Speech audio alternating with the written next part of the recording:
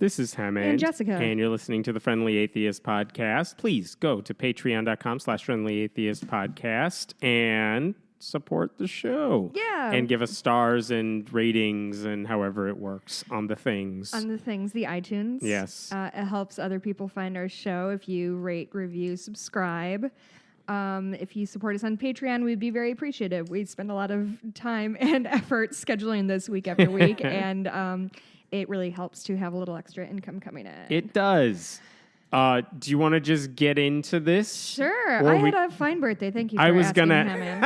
I really appreciate it. How was your birthday, Jess? It was actually garbage. Like, it was a very bad birthday. Oh, no. The weekend was great, but the day of my birthday was super not great. But that's okay, because the world's on fire, and a good birthday isn't a privilege people can count on anymore. Susan Collins, Jessica has a birthday present she would like from you. Yeah, so we're recording, 12:30, 12:45 so on Friday. Confirmed the final vote, and that'll happen tomorrow whenever as we're recording this. I'm sending hate thoughts at Jeff Flake presently. He was just like, I see no Evergreen reason he comment. shouldn't be. Yeah, right? I see no reason he shouldn't be the judge. Yeah, minus everything that was apparently a problem to you last week. Do you feel like we're watching, experiencing different, realities? So Then who? Then the right.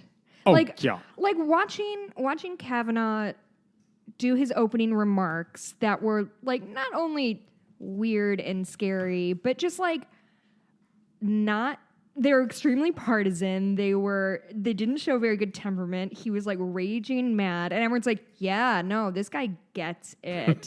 When you have to write an op-ed in the Wall Street Journal explaining why you were angry and apologizing for being angry, which But he wrote that shit down. It's not like he was right. speaking off the top of his head and spun out. He was You're apologizing for the vetted speech you gave. Yeah, he was I'm definitely going to write down that this is revenge for the Clintons, because that's a really reasonable, rational thing that a human adult is going to say in front of the Senate. Mm-hmm. I mean, we have, and we could go through all the reasons he's a bad candidate beyond just the assault allegations. Right. There are plenty of reasons to vote against the guy. The fact that it's up in the air and it comes down to moderate Republicans and one red state Democrat right now, it's if people voted for good candidates, we wouldn't have to rely on Jeff Flake and Susan Collins. And at the same time, look at what happened in Alabama with Roy Moore, and the fact that Doug Jones won. That's the reason we're even having this debate, because otherwise it would pretty much be a foregone conclusion. Yeah. So it works when people get their shit together.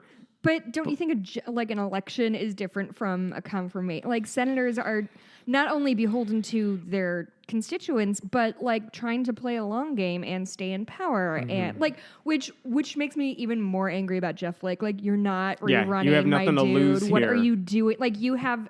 You have this opportunity to be seen in history as not the fucking worst, and it's a race to the fucking worst. Joe Manchin may lose his Senate seat if he does this. Right. Heidi Heitkamp will lose her Senate seat probably, and she voted no. She said she'll vote no anyway. Yeah. Those people have a lot on the line. Yeah. These people, Jeff Flake, Susan Collins, who's not even up right now, they have so little on the line. And they're still saying, all those women who came forward and all the women, our constituents who called in and spoke to us. And the bullshit FBI investigation that they didn't talk to Kavanaugh. They didn't talk, when they say this was a good process. This worked. And Flake even admits the process is broken, but he's going to reward the guy who benefits from it. Susan Collins is he's not going to overturn Roe. That's where you're wondering, what world are you living in where all of your colleagues are celebrating because he's going to overturn abortion rights, and you want to pretend that he's not? That's the only reason everyone's excited about him on the right. They literally don't care about the assault thing. They just want to protect unborn women. Sure. They don't care about the live ones. Right. They're sluts. So my favorite, and by favorite I mean worst, reaction to all this that I've heard this week came from, wait for it, Tucker Carlson, here's the argument he wanted to make. He was saying, there was a time a few years ago, when liberals were frustrated about a potential Christian theocracy. And we still are now. We still argue about that now. But the Christian theocracy in practice really means conservatives would get to punish people for acts they think are immoral. Right. And that's what the liberals were worried about. So if liberals are frustrated with Brett Kavanaugh for something he did in high school that they think is immoral, Tucker Carlson says that amounts to a, quote, theocracy run by atheists. Now, Hammond, I'm gonna stop you right there. What? Yeah. A theocracy run by atheists? Yes.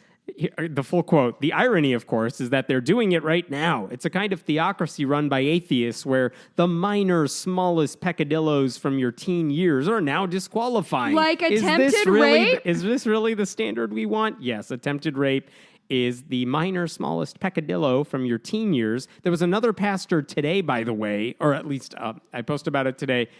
He made a sermon over the weekend where he basically, this is from Steve Strang, who publishes Charisma, a Christian publication. Okay. Like publisher. This guy is one of the most influential evangelicals in the country who said, even if he did it, it's not a big deal because it's the sort of nickel and dime thing just that teens do. I mean, and who apparently at these people's high schools, guys just walk around assaulting women and covering up their mouths so they can't scream. That's their high school experience, and they're fine with it. It's just really a part of growing up. Revealing, isn't it? Because somebody else said, like, show me a man who hasn't been in a bar fight once in his life. I'm like, what are you talking about? Like, Hemmant, have you been in a bar? Have you been? Have I been in a bar? Not that many. Have you been in a bar fight? I'm asking. I haven't been in a non-bar fight, I don't believe. Yeah, you would not do. I really wouldn't fare well. You wouldn't do well. You'd turtle up right away. But this idea that, like, it's just a rite of passage for all men to get in these fights or apparently assault women. But, I mean, isn't it revealing as to, like, women are saying... I'm threatened by men. Men can be violent. I'm always aware when men are around me. And dudes are like, what are you talking about? I've never done, like, I would never hurt anybody. I would never do anything. And then in the same breath, like, well, everybody has tried to rape someone and everyone has gotten in a bar fight. Like, so who do they want to be? Do they want to be these choir boys who would never do anything wrong? Or do they want to be have this boys will be boys life where, like, yeah, we all do dumb shit. And listen, their dumb shit is insane. Yeah, and I'm willing to take the ride of we've all done dumb shit. Like, I certainly am. I'm still doing dumb shit. I haven't gotten it all out of my system yet. But, like, you don't get to have it both ways. You don't get to say nobody would ever hurt a woman ever, and except for every man that does at some point in his life. So whatever.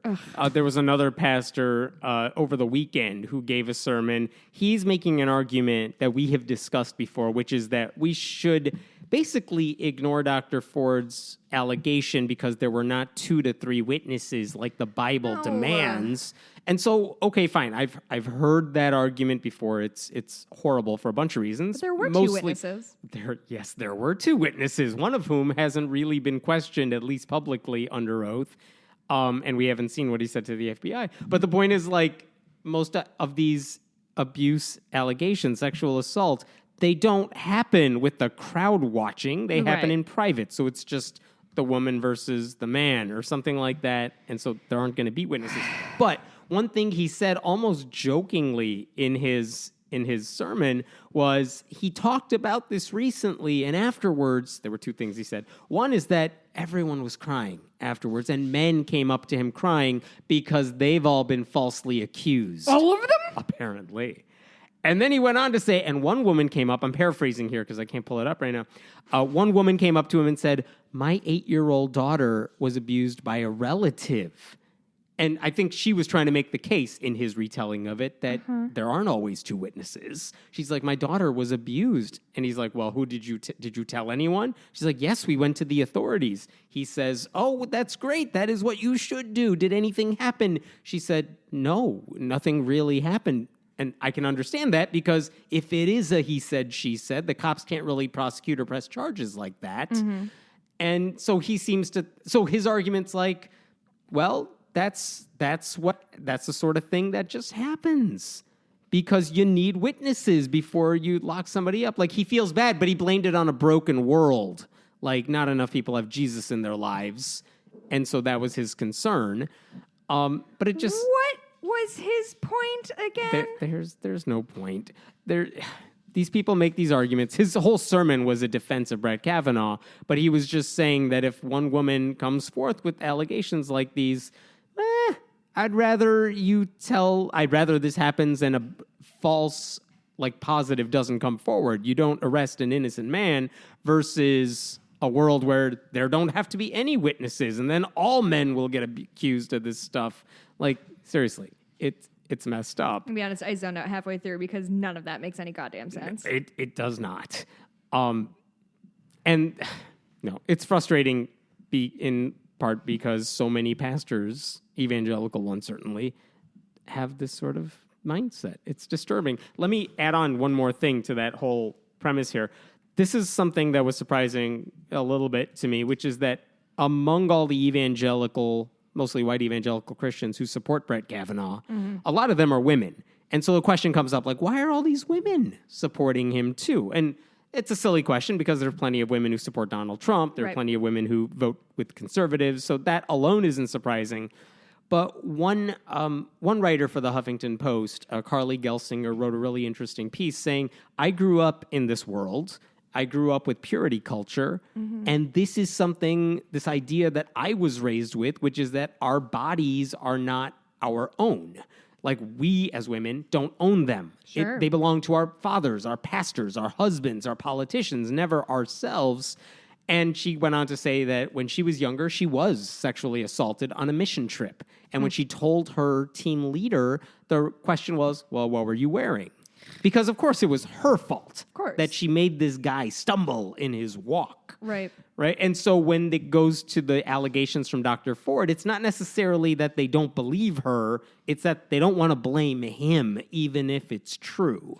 Because she must have done something to provoke him or something like that. Well, and it just comes from a worldview, and that's definitely related that not only do women not own their own bodies, but what happens to them doesn't necessarily matter. And it's not an issue. It's just something they have to deal with because for whatever reason, women are seen as less than. They're seen as props that surround these men and can uplift them by being good wives and good women or be terrible Jezebels and tear them down. Like, they don't have agency. They don't have a reason for being other than supporting the men in their lives. Yeah, there was another Catholic priest, a bishop of all people, like not just a random Catholic, but a bishop who made an argument that when it comes to a he said, she said, we should just believe Brett Kavanaugh because he's, according to moral law, he's the superior,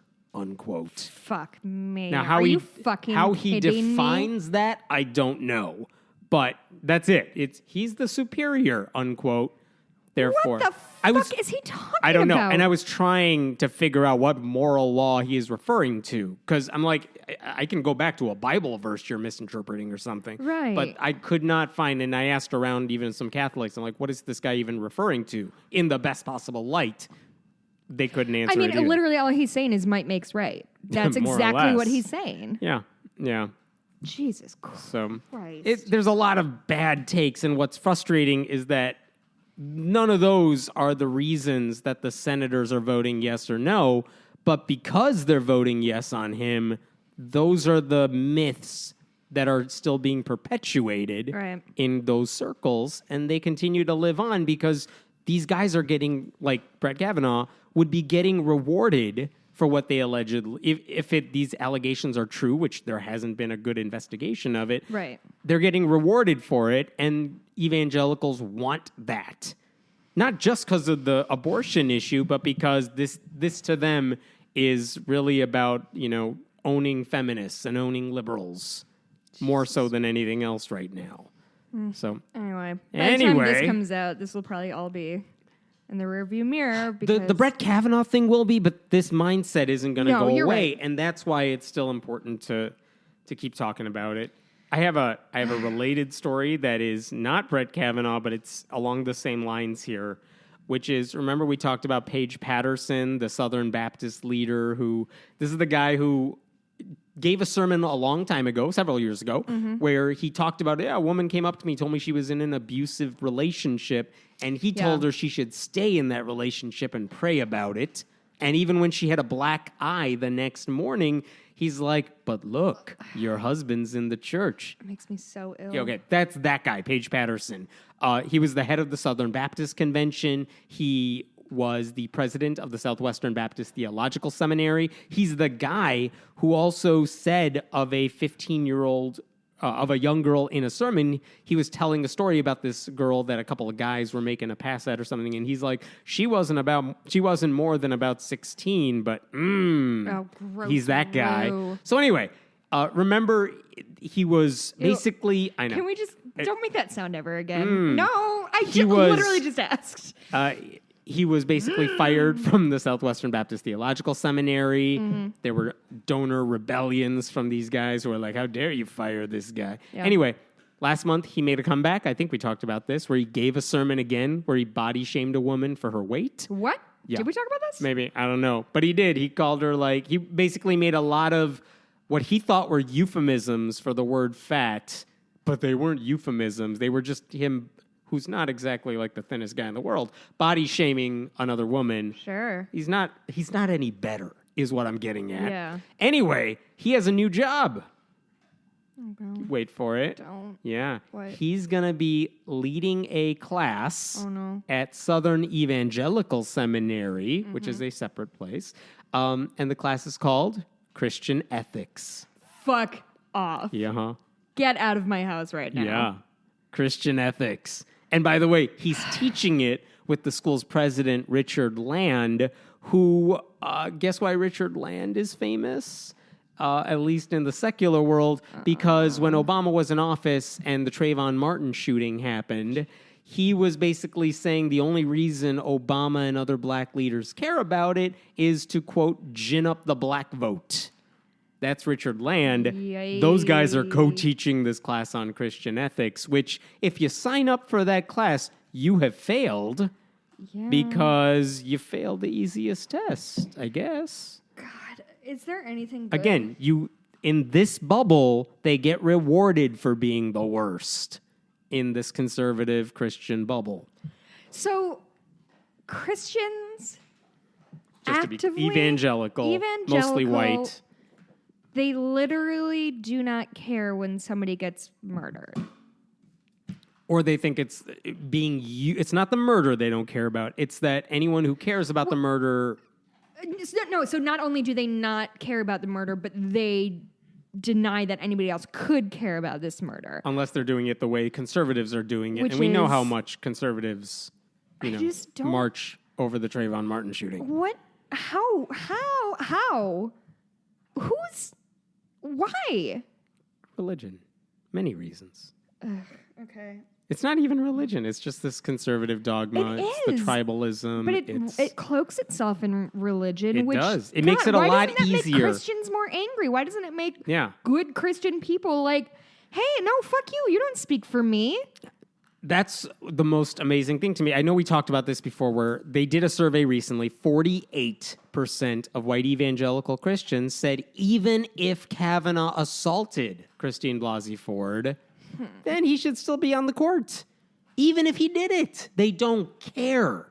They don't care because they will find a reason to dismiss what he did, whether it's like, well, I was in high school, or it's he said she. But again, the poll is if he did it. If he did Not did he, but if he did.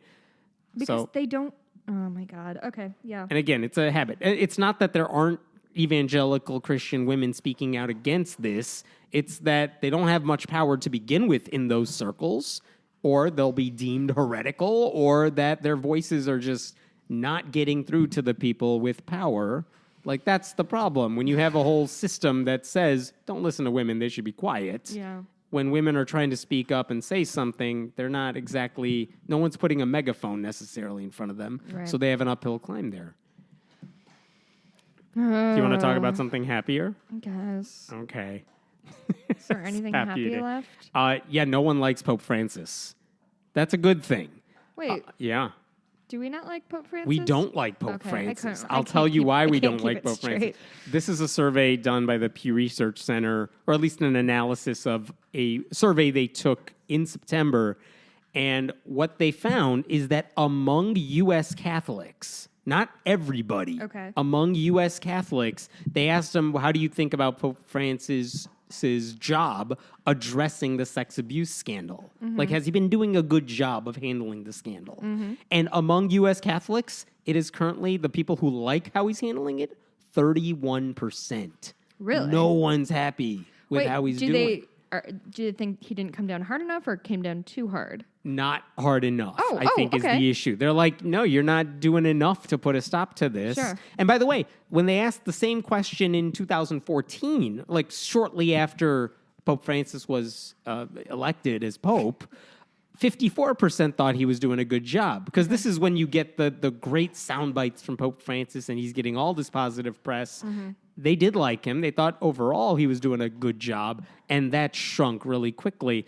And what's amazing, when it comes to how he's doing on the sex abuse scandal, it doesn't matter how you slice the demographics. Like, every chart is just a giant curve sloping downward. Really? So women have gone from 57% support to 36%. Young people, like under 50, by the way, in this poll, from 53% to 28%. From people who attend church every week, 71% down to 34%. Like, and these are among Catholics, not just everybody who's pissed off. So, I mean, that's a good sign when even Catholics understand that the Pope is a problem. He's not helping the situation. He's slow to act when it comes to getting rid of the bad eggs. Yeah. And he's not really doing enough to speak out against it, to say, here's full transparency of everything. We'll make all these paperwork, like the grand jury investigation. We'll make all the paperwork everywhere public. Like, attorneys general have to fight to make that happen. Right. And they are. There's like a dozen states where they're basically saying, show us everything. But not everywhere. So, and when you have that many bad employees, it's the boss's fault. I think people realize that. Yeah. What I think is interesting about that is, do you think there is any, but not that either of us knows, like the College of Cardinals or whatever. I don't think he's doing a good job with this.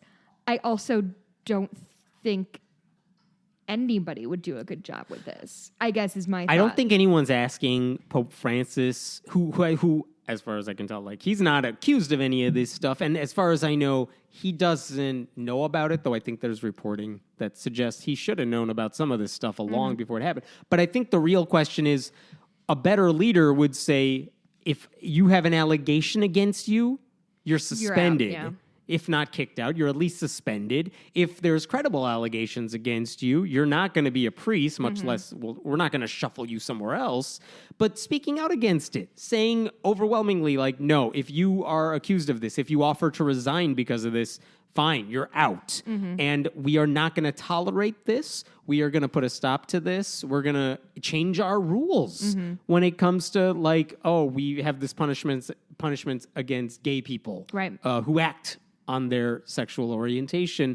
Like, get rid of some of this stuff. Let priests get married. It's not that the Catholic Church might change on that, but you could say something to that effect, saying we should change this. Yeah, guide them in the right direction. Guide them in the right direction. This guy isn't even speaking out against this stuff the way he should be. It's reliant on people outside the church to condemn the stuff they're doing. And the question now is, if all these people are so fed up with what the Pope is doing, who are U.S. Catholics, then leave. Get out of the church, even if you don't go through the motions to have it officially off the rolls. Yeah. Like, just walk out. Don't give them your money. Don't go to mass. If you can help it, don't send your kids to schools, Catholic schools. Like, they could do things that would pressure the church to change. Right. But if they still go to mass and they're just like, I'm unhappy about this, nothing's going to change, because it never has. Because why would they change it when you're still coming and giving them money every week? I thought that was a happy story. People don't like Pope Francis. That's happy to me. Well, here's another real happy one. Okay. This one has to do with Albert Einstein. because he's in the news again, because a letter he wrote in 1955 is going to be up for auction by Christie's in New York later this year. And in this letter... And you're buying it for me I'm for my gonna buy birthday. it. It's only estimated to go for $1.5 million. We definitely have that money. Patreon, get on that, people. What he said in this letter to a philosopher is that, I'm going to quote it so I get this right. He said, "The word God is, for me, nothing but the expression and product of human weaknesses. The Bible, a collection of venerable but still rather primitive legends. No interpretation, no matter how subtle, can, for me, change anything about this." Wow. Now, Einstein is not one of those guys where they were like, on his deathbed, he believed in God. Right. But to be clear, he didn't buy any of this shit. At the same time, though, he didn't call himself an atheist, and he even said that I do not share the crusading spirit of the professional atheist. I prefer an attitude of humility corresponding to the weakness of our intellectual understanding of nature and of our own being. All right, I take a little issue with that. Yeah, that was kind of a burn. Kind of a burn on atheists. But it's not that atheists are wrong. It's that he didn't like the label and the connotations associated with it, which joined the club. There's a lot of those. Right. Hi, Neil deGrasse Tyson. But in terms of the ideas, he's like, no, the Bible's silly and belief in God is silly. So, hey, there you go. Einstein. Take that. Checkmate, everybody. Yikes. So, I've got some things this week.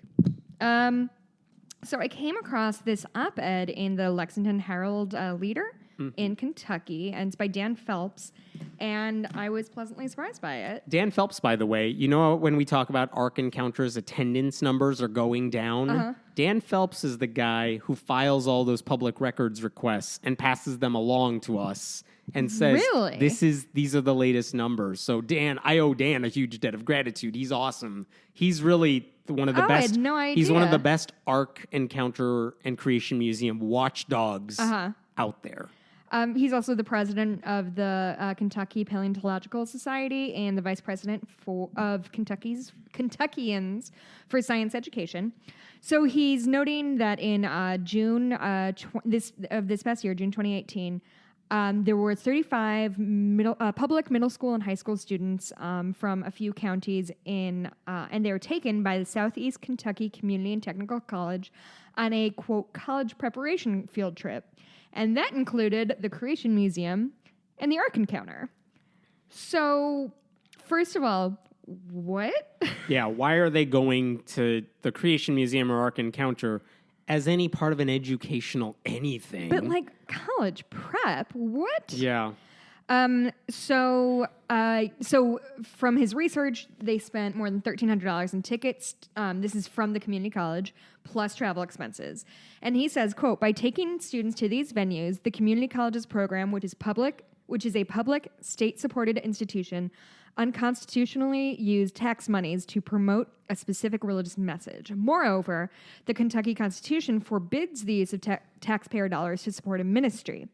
Well, perhaps most importantly, the exhibits at the Ark and Creation Museum are scientifically unsound and go against the idea of preparing high school students for college-level work.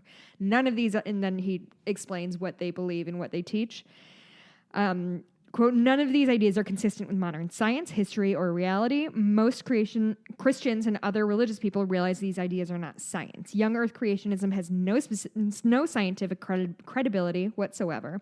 Students entering a college would be handicapped by these pseudoscientific ideas if they wish to pursue a career in science." Yeah, it's the point he's making is a really good one, which is that if this is the education they're getting, or at least it's a part of the education they're getting, they're not being helped. The students aren't being helped. And honestly, colleges who may consider these students, if they're coming from Kentucky or they're coming from a place where this is what their education looks like, these colleges should be saying, you're not ready to take a real science class because you don't know stuff. Right. You don't know or the you know basics. the wrong stuff. Yeah. And so it's these schools are doing a disservice to students when they include Ark Encounter or the Creation Museum as part of any curriculum. And that goes beyond just a church-state separation issue. I can't remember the details of this particular story, but whether or not it was one of many places they visited, it doesn't matter. It shouldn't be on the list. Right. Yeah. It's non-scientific and non-educational. Yeah. There was another poll I wanted to bring up that was interesting to me. This is also from the Pew Research Center. And basically what they wanted to know is how many people believe in New Agey stuff. So we're talking about spiritual energy and chi and psychics and reincarnation and astrology. Which group scored the worst in the sense that they believe this stuff, or at least one of those things at all? Which demographic is most likely to believe in at least one of those New Age nonsense stuff? I would say maybe like Gen X women. Let's go religious demographics, because that's the what I'm looking at right now. It's all right. I didn't understand the parameters. Is it atheists? So atheists do the best in the sense that only 22%, which is way too many, believe in at least one of those things. And I guess you could say atheists believe there's some greater force out there. That kind of or some small of them. S spirituality that some people makes them feel better. Yeah. The 22% of atheists, that was the lowest. Is it Christians then? It's not. Evangelical Christians were actually the next lowest, with only 47% believing in one of that kind of bullshit. Who is it then? The worst were literally the nuns. Excluding atheists and agnostics. So that umbrella You did not give me the options to pick from him, and trick you really question. set me up for failure there. I feel like a fool. 78% of nuns believe in something like that, which kind of makes sense, because if you say, I don't believe in God or any organized religion, but I believe in something out there. Are you an atheist? No, I'm not an atheist. Don't call me an atheist. Right. They probably believe some kind of bullshit that doesn't conform to any organized popular religion. So, of course, they're going to believe in a higher power or a spiritual energy. Tracks. Yeah, so when they say I'm spiritual but not religious, this is literally what we're talking about. You believe in some kind of bullshit, just not the religious kind. Oh, yeah. Just anecdotally, a lot of people I know don't believe in or don't belong to an organized religion, but check their horoscopes or, get whatever. Get a reading done or believe in the spiritual energy. So 78% of the nuns, minus atheists and agnostics, God, that's really believe in high. something. And 62% of all U.S. adults believe in at least one of those. So as a comparison, like 2/3 of Americans believe in some form of bullshit. The nuns believe in a lot more of it. Atheists believe in a lot less of it. But the fact that any of these are in double digits at all is just embarrassing. Damn it. I was at the post office yesterday mailing an international package, and I couldn't get it. Anyway, I was at the post office. I hated it. And there was a woman at the counter next to me, and I obviously was eavesdropping because that's all I do when I'm in public.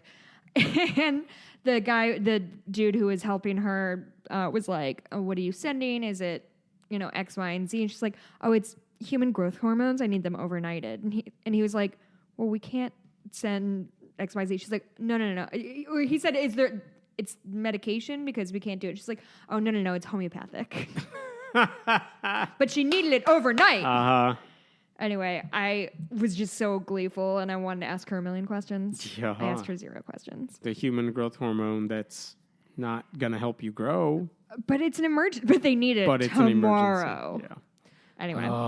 So that's the short version of why we have Brett Kavanaugh. People believe a lot of stupid shit. It doesn't it all kind of track of... There's just a sense of credulity that people either have or they don't. Like, either you are willing... You're going to believe the first thing a person tells you, or you're not. Like, I don't know, man. It's just... It's a lot. It's a lot. This month... It's October 5th. This month sucks. Yeah. I have one last thing to bring up. I know you have a couple more too. Here's a not political anything related story. which is I saw a video that I really liked. I want to just promote it because I thought it was a good thing. It comes from Anthony Magnabosco, who is the guy, I think we've talked about him a little bit on here.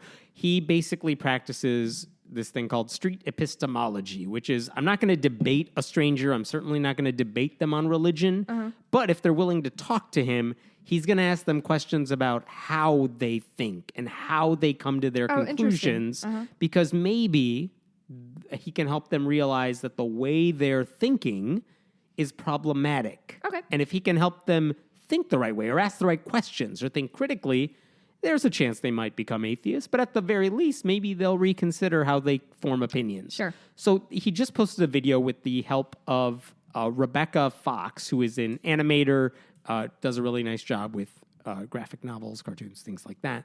And the video was basically a new way to look at this whole concept, which I found informative. And basically it said, you got to imagine everybody has like a Jenga tower on their head. And the question is, where do these blocks come from? What happens as this tower gets taller? And the truth is, some people have really tall towers on their heads. And if you try to dislodge a block, those people don't want you to do it because the whole thing is going to come tumbling down.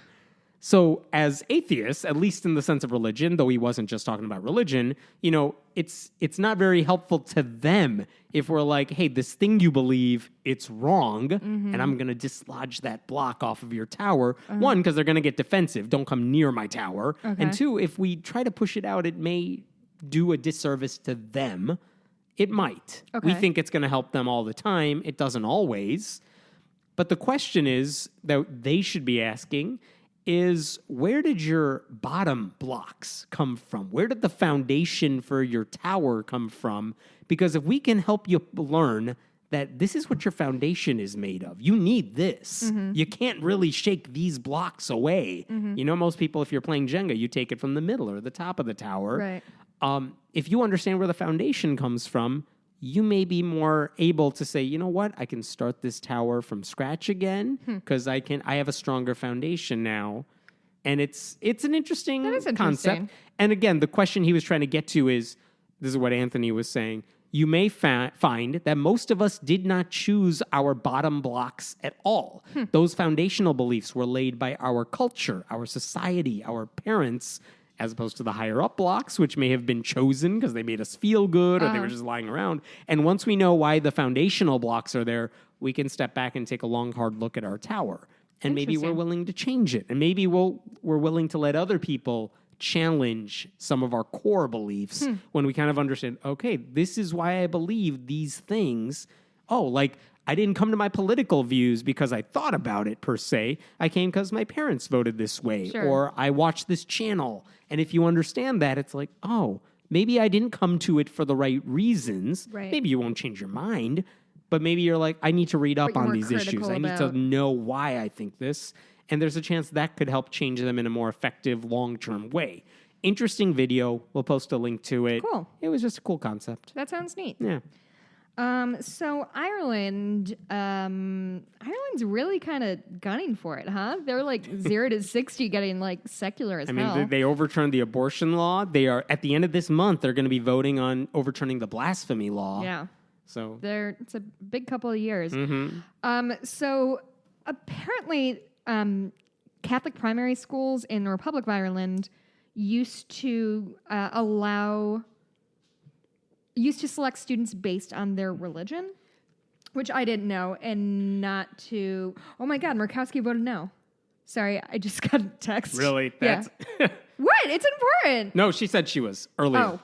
Okay, well, Jeremy, thanks for your text. I appreciate you keeping me updated. He's from Maine. He has a dog in this fight. It's fucking rude, Hemmett. Sorry. Anyway, so apparently that's no longer a thing. So Catholic primary schools can no longer select students on the basis of that child's religion. And this is according to the Minister for Education, Richard Breton, not Burton. So that this affects admission in 19 out of every 20 schools in Ireland, which is a lot. And this has been kind of celebrated by the Humanists of UK. Humanists UK is the organization.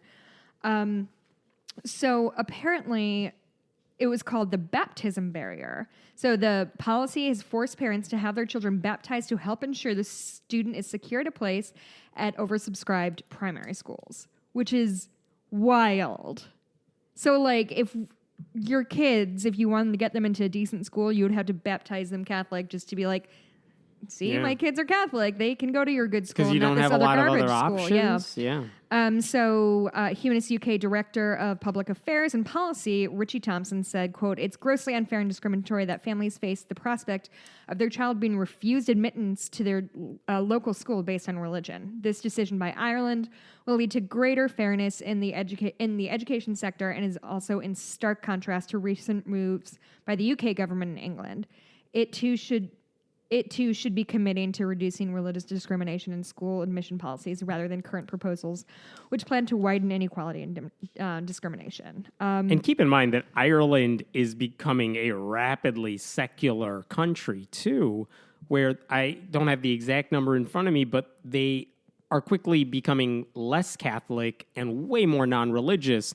Now, Catholics had a head start, but this is going to happen as you realize, oh, we're not all Catholic. We shouldn't give this preference to Catholics. Right. This sort of thing is going to happen. This is why the abortion ban was overturned. That even a lot of Catholics are like, I'm just doing it because my family raised me in this. Right. I don't really believe any of this shit. Right. And this stuff is happening more and more. And so, yeah, when it comes to public schooling, this idea that Catholics should get special preference and all these privileges doesn't make a lot of sense when you're having a lot of families who are raising their kids, if Catholic, not necessarily with those beliefs. Like, it's just, this is what our culture does. Yeah. So it's about time this stuff starts to change. And you're going to see more of these battles in Ireland for years to come because the demographics aren't going backwards. Yeah, they're it's not such getting a more big Catholic. shift. Remember, we talked about this when the Pope visited Ireland not that long ago. He was no longer the rock star he was in the late 70s when a recent Pope went. He had a fraction of the crowd who wanted to see him because, again, a lot of people don't like Pope Francis right now. He's not doing a good job. So Interesting. And then one last U.S. political thing is that Trump is granting visas to same-sex partners of UN officials. So, Jesus, I don't know, man. Like, it's this kinds of... remember, he's a friend to all the gays. That's what he said on the campaign trail. So my mind has kind of been spinning about this because I feel like I hear a lot, like even in criticism for this show, like, oh, you hate Trump, we get it. And it's not just that I don't think Trump is a good person or a smart person or a competent person. Or a rich person, apparently. Or a rich person. No, he might be rich, but he definitely did not come by that, honestly. Yeah. Although those things are true, the reason I grieved when he was elected president is because of shit like this, that I knew he was going to pander to the lowest common denominator and do whatever he had to just shit on people. Whoever is whispering in his ear, he's like, there was no need for this. Now, I have heard the criticism that now it's the same, like, I don't think partners of single people got visas, even if they were straight, and this was apparently for parity reasons. However, a lot of the countries that these ambassadors come from don't allow same-sex marriage, so they're at a disadvantage. Right. And so it does punish gay couples more than it does straight people, even if it doesn't look that way on paper. Yeah, and I'm glad you pointed that out because that is the important thing, and that's what I definitely wanted to highlight, that we just got gay marriage a couple of years ago in this country. And even still, like, people are digging their heels on it. So let's not pretend that all of a sudden gay couples have no disadvantage when it comes to solidifying their relationship in a legal sense. That's just patently untrue, and it's intellectually dishonest. So anyway, and also it made me think about because I feel like people accuse me of just like hating Trump just completely, and no matter what he says or what he does, I would never agree with him. And probably, like most things he says, I don't agree with and I think are garbage. But what it makes me think of is that why people is that how people hated Obama, and that's what they're accusing me of doing? Oh, I'm pretty sure, yeah. Because that's pretty transparent, isn't it, huh? Anyway, so it's been kind of like the thing Trump does where everything he accuses other people of doing, it's because he's done. Yeah. So this happened on Monday. They began denying visas to same-sex domestic partners of foreign diplomats. It's been labeled by a former U.S. ambassador to the UN as needlessly cruel and bigoted. It's the slogan for this administration. Yeah, it's going to impact the UN, the World Bank, the International Monetary Fund. This means, quote, same-sex spouses of U.S. diplomats now enjoy the same rights and benefits as opposite-sex spouses. This is the U.S. mission. The U.S. mission wrote to UN-based delegations. I don't know what that means. Yeah, again, they're treated the same, but it's same-sex couples are starting at a disadvantage. Right. So it's not helping. So foreign partners currently in the U.S. Have to get married by the end of the year, which, hey, it's October. Mm-hmm. Q4 wedding it is, I guess. Or face being forced to leave within 30 days. It's understood that at least 10 people within the UN will have to get married before the end of the year, or their partners will be expelled. It's only 12% of UN member states allow same-sex marriages. Yeah, so, thanks, Republicans. What are we doing? Like, what is the point of this?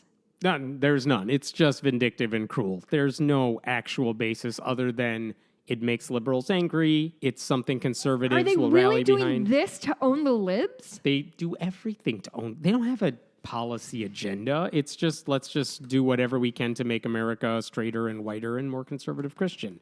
If you think of it in that regard, everything kind of falls into place where it's like, this is what will make our smaller base happy. My brain just won't let me... I just cannot possibly understand somebody's worldview that that's their goal. It just doesn't... They think the world is better when people, coming from our perspective anyway, aren't part of it. And so everything they do is like, what would advance a conservative Christian agenda, even if it's not explicitly promoting Jesus? It's, well, we can make it harder for people who aren't white. We can make it harder for people who aren't Christian. Or at least we won't pay attention to them. We can make it harder for people who are gay, people who are trans. We can make life more miserable for them until maybe they just leave on their own. I mean, if we're not forcing them out. Like, is that their end game? That certainly seems to be, even if they don't say it, that's what it seems like to me. And the sad part is a lot of Christians, evangelical Christians, just go right along with it. There are religious groups speaking out against everything that we're talking about. Mm-hmm. They agree with us on a lot of these issues, but they're not the ones in power. Yeah. Even though they outnumber the ones who are. Yeah. So. Anyway, I've got listener mail. This one actually came to us via Twitter. If you have listener mail, questions, comments, concerns, email us at friendlyatheistpodcast@gmail.com. You can get a hold of Hammett on Twitter at HammettMeta, and I'm at Blueberry, BLUEBURIE.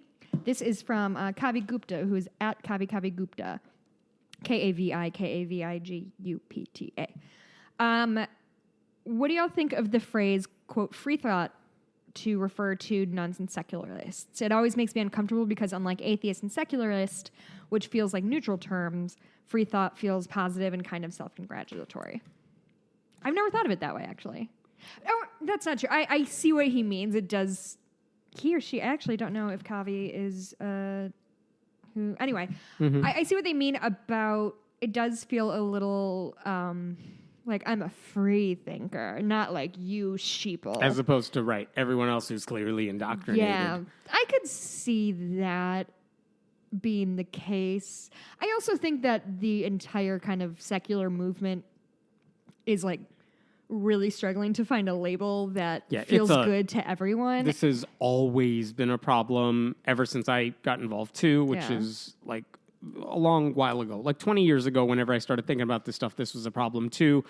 So it's not a new thought that free thought may be a good or bad term. It's that the obvious thing is if we say we're free thinkers, what is that saying about everybody else? And that doesn't help. Yeah. Same thing about the term bright or the term anything like that, where even if you have an umbrella term you want to use, in a lot of ways it's hard to do. Yeah. Atheist isn't good because it labels us, defined by them.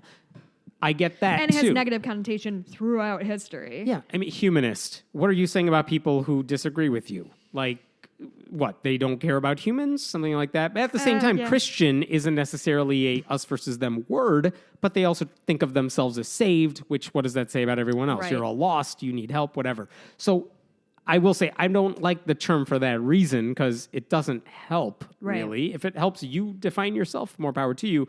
But this is one of the reasons that I care so much less now about labels than I do, like, what do you do with that label? Right. So if you call yourself an atheist or an agnostic or a humanist or whatever, it's like, whatever. I don't care. I'm not going to fight you on it. Right. I don't care if you don't call yourself an atheist like I do. What are you doing with that? What are you fighting for? What do you believe in? Like, that to me makes a bigger difference Yeah, I agree. than the actual word.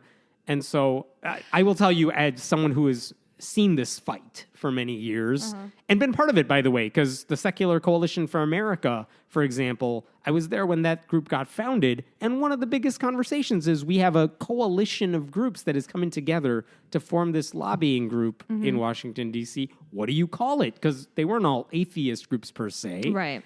And this was a long-term debate. And the end result was like, well, secular, does anyone have a problem with Right. secular? It's the least offensive term. Yeah. And even then, it's like, well, secular has a not religious connotation. Yeah. We want to live in a secular country, but we also want it to mean atheist. I don't know. So, I mean, no one's ever happy with this argument. It never gets anywhere. So, there's... Yeah, it honestly, I will say it does bug me when people say I don't believe in God, but I don't consider myself an atheist. Like, that does kind of get under my skin a little bit because How dare you say that of me? well, yeah, I mean, it's definitionally untrue. If you don't believe in God, that means you're an atheist. Like, that's just what it means. Yeah.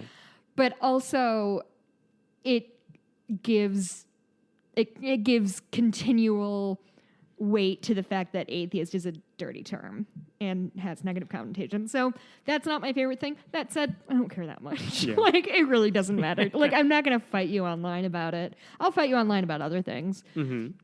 Anyway, so do you have anything good going on this week? The sister's visiting from out of state, so Oh, that'll yeah. be a nice weekend. That'll be good. So yeah, that'll be good. I'm heading to Houston tomorrow. Have fun.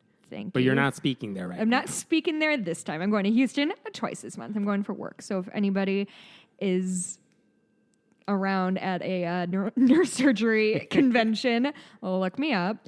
Also, I've been watching Schitt's Creek this week. Have you heard of this? Heard of it? It's Have on not seen it. Netflix. It's Eugene Levy, Catherine O'Hara, who's a fucking revelation. It's one of the... I had this weird instinct that if too many people tell me I'd like a thing, I'm like resistant to it. I don't know why. It's a very bad thing that I do. Anyway, I started watching it and I fucking love it so much. It's excellent. It's very good. It's very funny. And it's very sweet. When are you speaking in Houston? Oh, I'm glad. I'm glad you asked, Hammett, because I definitely know that off the top of my head. I while you're looking for that, I'm gonna be speaking in St. Louis, Missouri, on November 11th. I believe that's a Sunday, and that's going to be a conversation with a local pastor, a conversation for his congregation. It's taking place at a Methodist church, but I'll have more information on that coming up. But November 11th, if you're in St. Louis, block it off. Save it. So on the 20th, so October 20th, that's 2 Saturdays from when this drops. I'll be speaking at the Humanists of Houston. I'm going to be on a panel there, so it's going to be me and I think 3 or 4 other women in sort of the secular world. The 21st, I will be at Houston Oasis, and that's where I'll be doing a full-on talk. I have a title for it. It's called Taking Up Space. So it's just going to be me talking about my experiences as a woman in general and a woman in the atheist movement, and how I and many other women are constantly told not to take up space and to be small, both emotionally and physically. So yeah, it's still in the planning stages, but I'm excited about it. So yeah, if you're in Houston, come to those things and hit me up on Twitter and we can hang. All right. We'll be around next week. We'll be talking about other stuff. Yes, we'll be around next week. Oh, I'm going canvassing again next week. Look at you. I'm very excited about that. Oh, same thing. If anybody goes canvassing, does anything, take a picture, tag Hammett and I. We'll. It is exciting that in Illinois, where we're at, there's like 4 swing districts for the House. 2 of them are in our neck of the woods around Cook County, around Chicago. And both of them are like, they keep leaning a little more to toss up lean Democrat, but it's still an uphill climb. So last time one of them is lean Republican. I think the other's a toss-up, according to like Cook Political Report. Yeah, we canvassed for Caston, who's the 6th district, I think. And I think next time we're considering Lauren Underwood. She's good too. And by we, I mean me and Anne, who's my my politics buddy. And she's up against Randy Hultgren, who's a Trump-supporting, how did he get elected from outside of Chicago sort of guy. Right. But it's a close race. So if you're around, I don't care where you're listening from. Yes. Go volunteer. Go do something. Make sure you're registered to vote. Make sure other people are registered to vote. Drag everyone with you to the polls. Be the annoying friend. I can't be your annoying friend. I'm already a lot of people's annoying friends. Be the annoying friend. This matters, guys. This is something that don't make us pin hopes on Susan Collins every time. Yeah. Ugh. It's stressful. Poor Susan Collins. We'll talk to you soon. Bye.